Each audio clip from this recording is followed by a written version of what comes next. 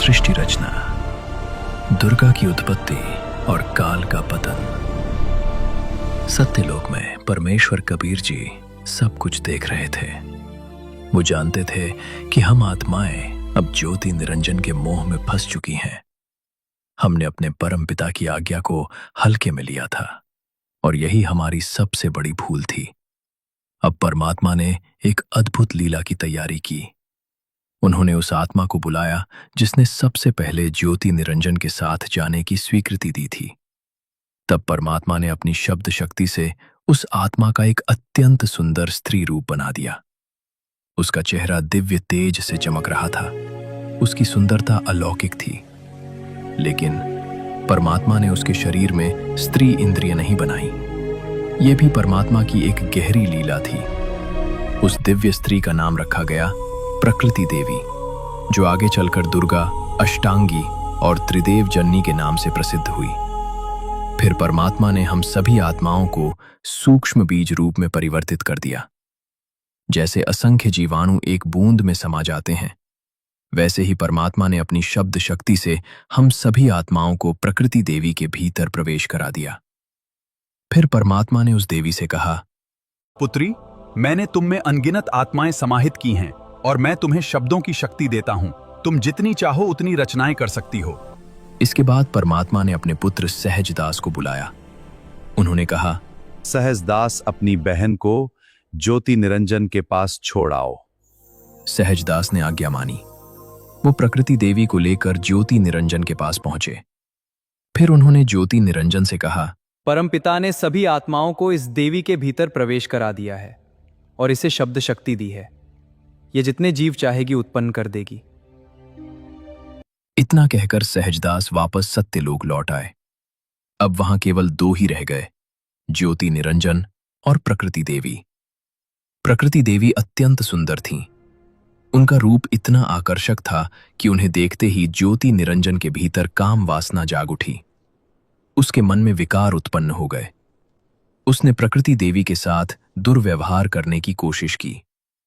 प्रकृति देवी तुरंत समझ गईं कि उसकी नीयत बदल चुकी है।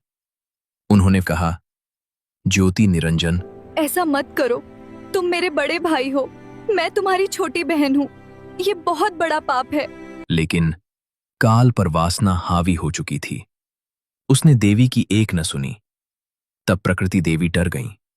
उन्होंने अपना सूक्ष्म रूप बनाया और अचानक ज्योति निरंजन के खुले मुख से उसके पेट में प्रवेश कर गईं।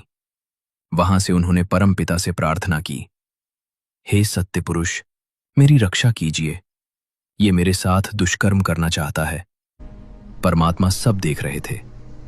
तभी पूर्ण परमात्मा स्वयं एक दिव्य रूप धारण करके वहां प्रकट हुए। चारों ओर दिव्य प्रकाश फैल गया। फिर उन्होंने क्रोधित होकर कहा, ज्योति निरंजन, आज से तेरा नाम काल होगा। तू प्रतिदिन 1 लाख मानव शरीरधारी प्राणियों का आहार करेगा और 1.25 लाख उत्पन्न करेगा। फिर परमात्मा ने कहा, आज से तुझे सत्यलोक से निष्कासित किया जाता है। ये सुनते ही काल भयभीत हो गया और उसी समय परमात्मा ने प्रकृति देवी को उसके पेट से बाहर निकाल दिया। अब काल और दुर्गा दोनों को 21 ब्रह्मांड सहित सत्यलोक से बाहर भेज दिया गया। उन 21 ब्रह्मांडों का दिव्य विमान सत्यलोक से दूर जाने लगा, बहुत दूर, इतना दूर कि वे सत्यलोक से 16 शंखकोश की दूरी पर जाकर ठहर गए। वहीं से उन 21 ब्रह्मांडों की परिक्रमा शुरू हुई। क्षर पुरुष काल, ज्योति स्वरूपी निरंजन अपने भीतर उगते हुए प्रचंड क्रोध से चल रहा था। उसकी आंखों में अहंकार की अग्नि धधक रही थी। वो अपनी शक्ति पर मदमस्त होकर बोला, अब मुझे कौन रोक सकता है? कौन मुझे हानि पहुंचा सकता है? मैं जो चाहूंगा वही करूंगा। उसके सामने प्रकृति देवी दुर्गा खड़ी थीं। उनके मुख पर भय और करुणा स्पष्ट दिखाई दे रही थी। उन्होंने विनती की, हे ज्योति निरंजन, हम दोनों एक ही पूर्ण परमात्मा की संतान हैं। तुम मेरे बड़े भाई हो।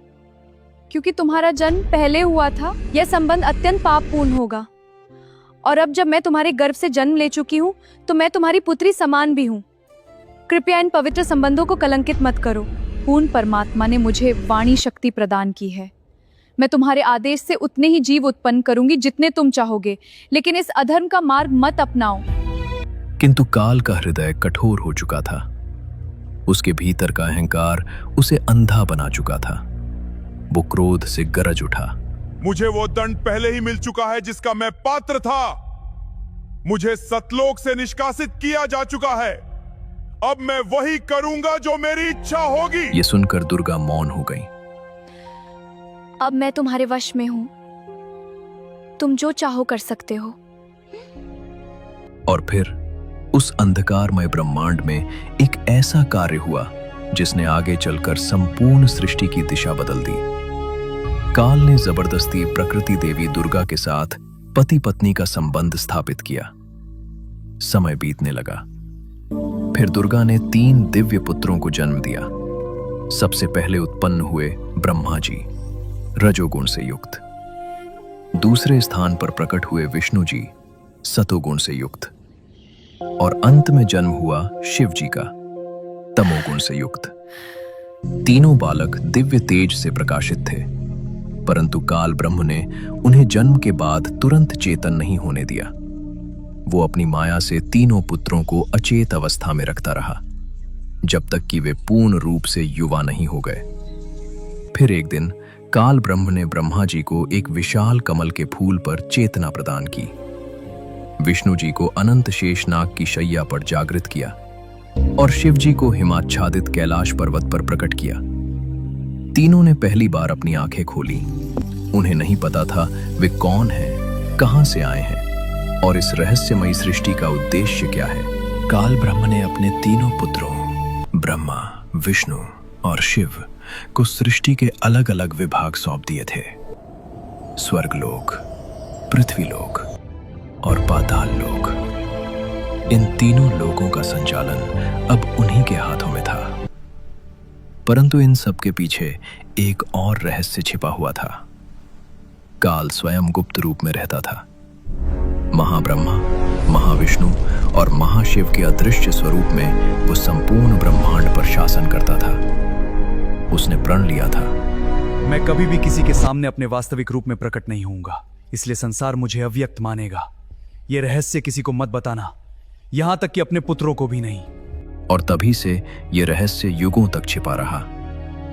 समय बीतता गया। तीनों देवता अब युवा और शक्तिशाली हो चुके थे। तब एक दिन माता दुर्गा, जिन्हें भवानी, अष्टांगी और प्रकृति भी कहा जाता है, ने तीनों पुत्रों को बुलाया। हे पुत्रों, अब समय आ गया है सागर मंथन का। इसी से सृष्टि के अनेक रहस्य प्रकट होंगे। तब ब्रह्मा, विष्णु और शिव ने मिलकर सागर मंथन आरंभ किया। विशाल समुद्र गर्जना करने लगा। लहरों से दिव्य प्रकाश निकलने लगा। जब पहली बार सागर मंथन हुआ तो समुद्र के भीतर से 4 दिव्य वेद प्रकट हुए। ऋग्वेद, यजुर्वेद, सामवेद और अथर्ववेद। चारों वेद तेजस्वी प्रकाश से चमक रहे थे।